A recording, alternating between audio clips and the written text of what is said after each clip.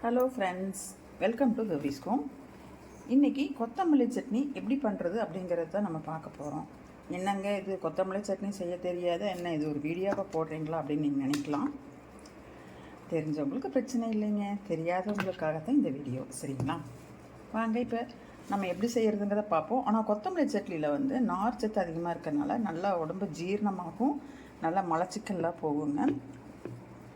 கண்ணுக்குமே நல்லது. அது பச்சையும் இருக்கிறது எல்லாமே கண்ணுக்கு நல்லது இல்லையா? நல்லா கண்ணுக்குமே நல்லது. அடிக்கடி செஞ்சு சாப்பிடுங்க. வாங்க இப்போ நம்ம என்ன பண்ணுறதுங்கிறத பார்ப்போம்.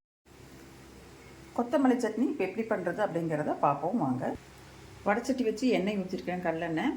நீங்கள் வந்து கடலப்பருப்பும் போட்டுக்கலாம், உளுந்தம்பருப்பும் போட்டுக்கலாம், தோல் உளுந்தம்பருப்பும் போட்டுக்கலாம். நான் வந்து இன்றைக்கி கொஞ்சம் வெள்ளை உளுந்தம்பருப்பு போட்டுருக்குறேன். அது வந்து கருகீராமல் அதை கொஞ்சம் வதக்கிக்கோங்க.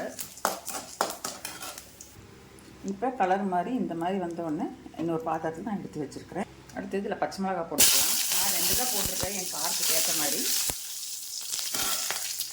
உங்களுக்கு எவ்வளோ வேணுமோ நீங்கள் காரத்துக்கு ஏற்ற மாதிரி போட்டுக்கோங்க. இந்த பச்சை மிளகாய் வந்து முதல்ல போட்டு நீங்கள் வதக்கிட்டிங்கன்னா அந்த பச்சை மிளகாய் வாசம் இருக்காது, நல்லாயிருக்கும். இல்லை முதல்ல போட்டு வதக்கலைன்னா அந்த வாசம் ஒரு மாதிரி, இந்த பச்சை மிளகாய் வாசம் ஒரு மாதிரி இருக்கும், சாப்பிட கொஞ்சம் கஷ்டமாக இருக்கும்.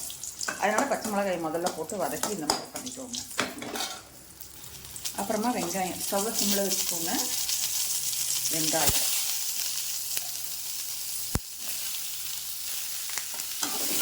போட்டு கொஞ்சம் எண்ணெய் பத்தலைன்னா நீங்கள் ஊற்றிக்கோங்க வேணும்னா. நான் இப்படியே வதக்கிக்கிறேன். இதில் வந்து ஒரு 3 பல் பூண்டு, கொஞ்சம் இஞ்சி போட்டுக்கிறேன், அதையும் போட்டு வதக்குறேன். இப்போ இது 2 குட்டி வெங்காயத்தை தக்காளியை கட் பண்ணி போட்டுக்கலாம். தக்காளியும் இதில் போட்டு வதக்கலாம்.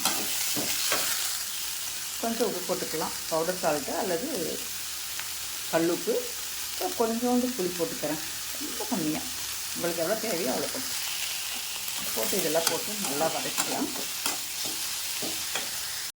இந்த பச்சை வாசம் போகிற அளவுக்கு வதக்கினா போதும்.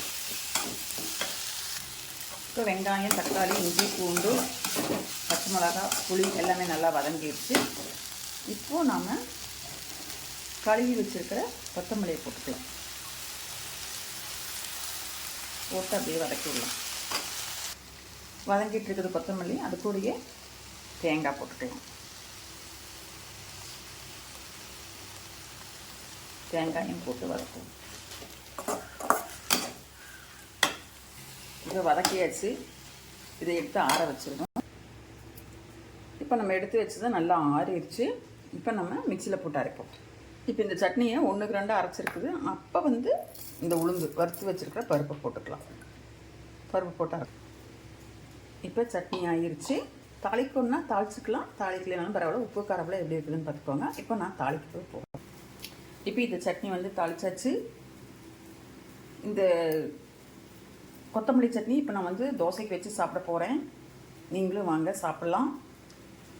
நான் செஞ்சு காமிச்ச விதம் உங்களுக்கெல்லாம் பிடிச்சிருந்தது அப்படின்னா, ஏதாவது சொல்லணும் அப்படின்னா கமெண்ட் பண்ணுங்கள். இதுமாரி செஞ்சு சாப்பிட்டு பாருங்கள், ரொம்ப நல்லாயிருக்கும், உடம்புக்கு ரொம்ப நல்லது.